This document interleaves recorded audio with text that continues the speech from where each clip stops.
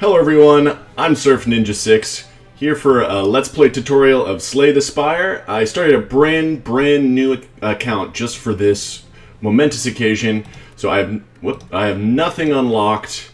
All the characters are sealed behind lock and key, and I think this is going to be a little bit of a beginner's tutorial since there are going to be very few cards to choose from because I like I just said, I haven't unlocked everything yet.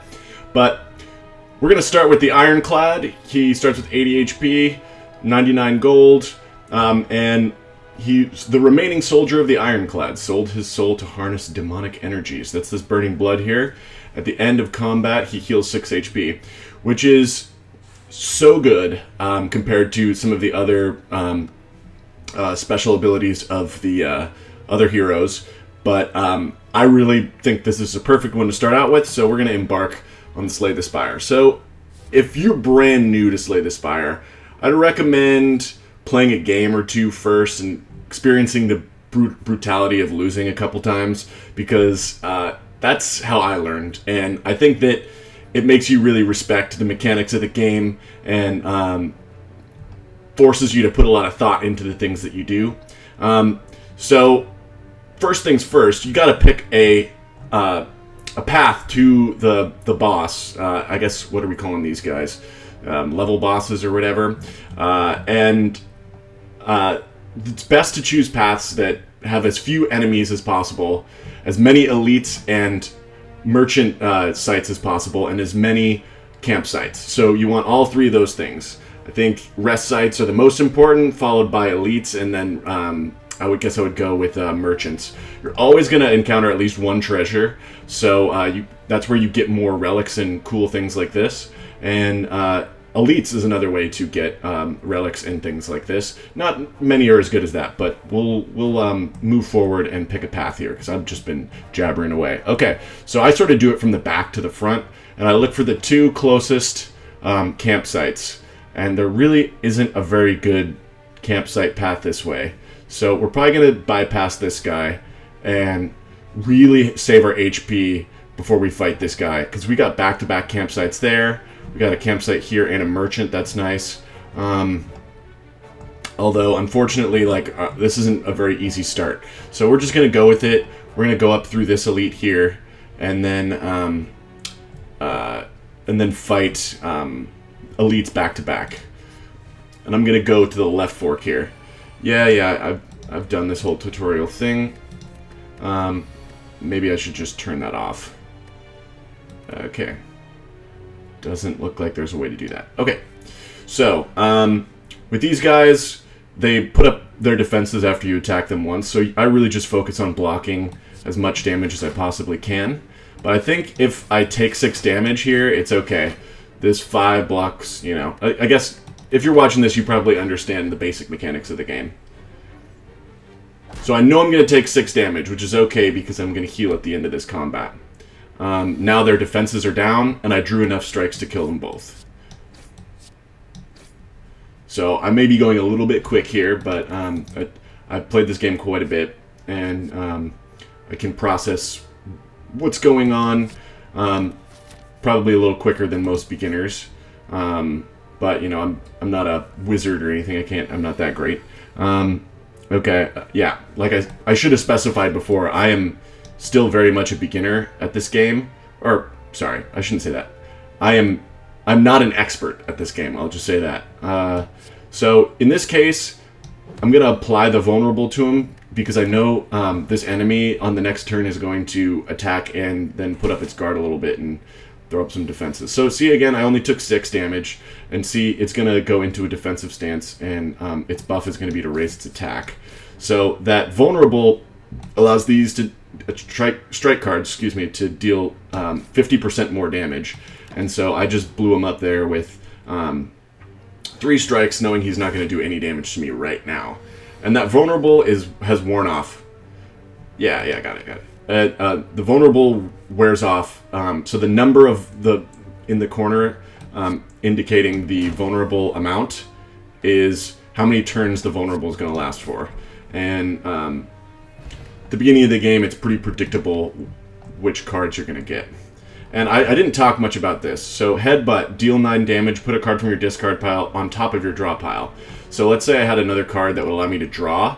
I could play an attack I want to play again, then or any card I want to play again, then play Headbutt, draw that out, take that out of the discard pile, put it on top of my deck, then play another card that allows me to draw again.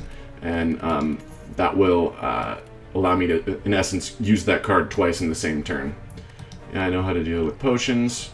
Strength potions are not as good as dexterity potions, but they're really good for the late game. I used to think this card was pretty good, but I don't like the fact that it's a random attack.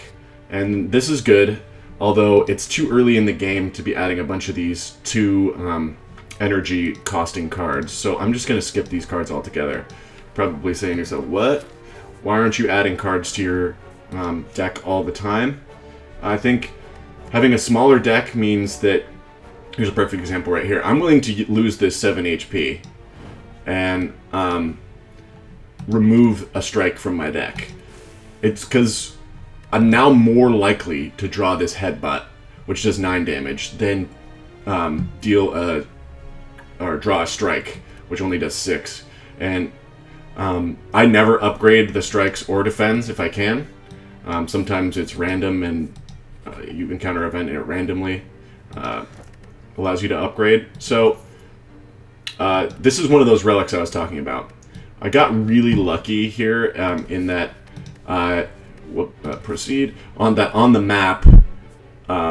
These question marks are exactly that. They're random events that do something to you, or gives you a choice, or it's an enemy, or some sort of like chance encounter, like trying to loot monsters, and maybe, or like dead monsters, and one will show up if you loot the body for long enough.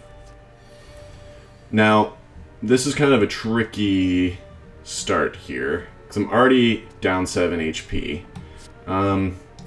Removing this guy will probably save me the most damage, so that way I only take 5. Either way, I was only going to take 5, and at least remove that one enemy. Okay, so now, do I have any cards in my discard pile that I want on top of my deck?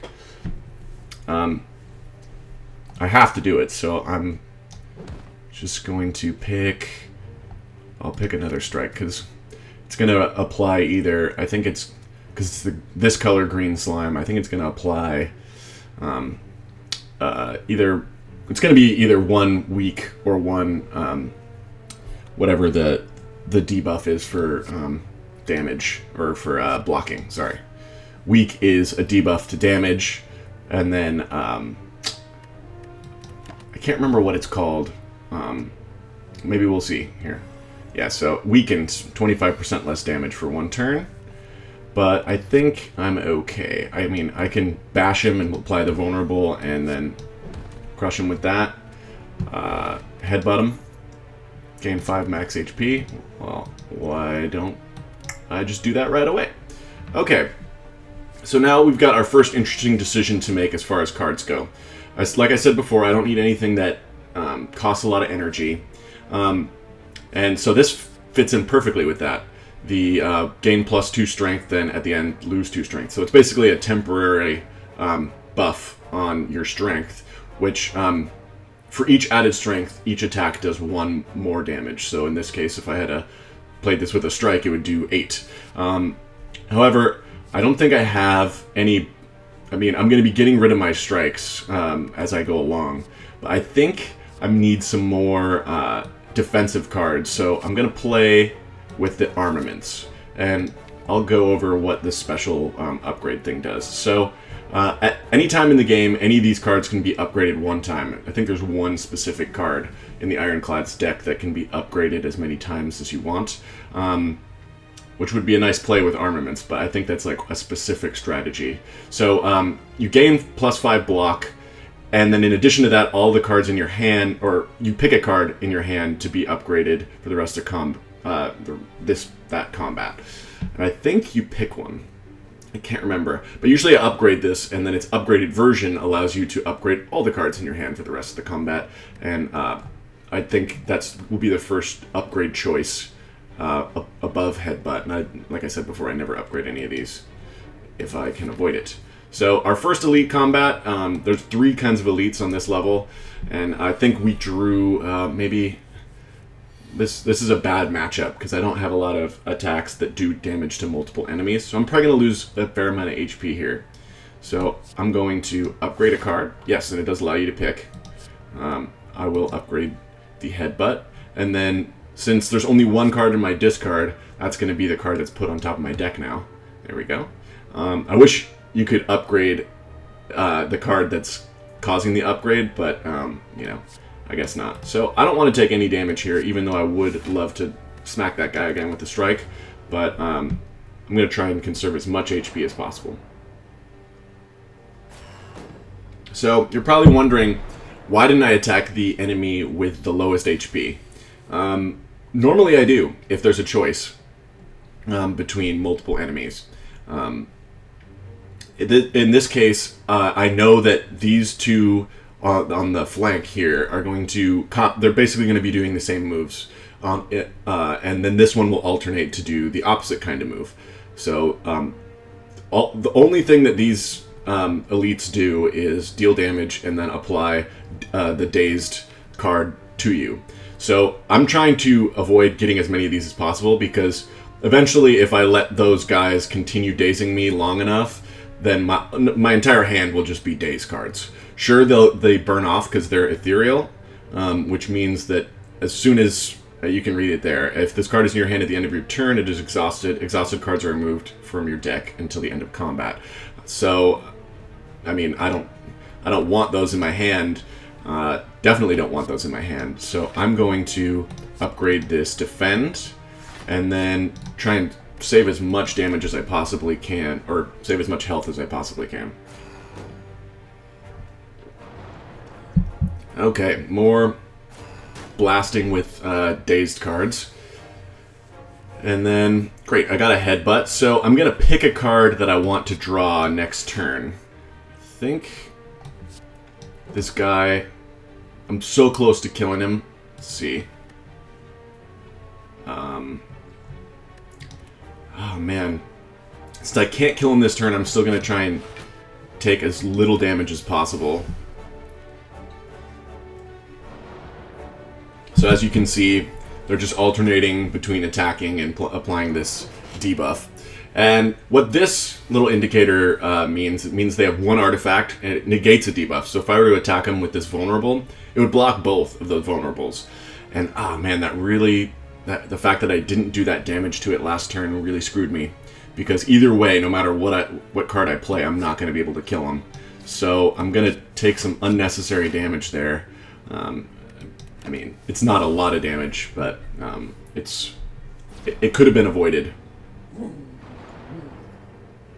Apologies if my dog starts barking. I'm going to have to pause the game here, because he can bark loud. Okay, so that guy's removed, and as you can see, it's happening already. I'm getting nothing but dazed cards. I mean, I'm getting a lot of dazed cards in my hand now, and there's a lot in my discard pile. So I'm going to draw those. And yeah, you saw those 2 get added as I was talking. So now I want to kill the middle guy because he has the lowest HP.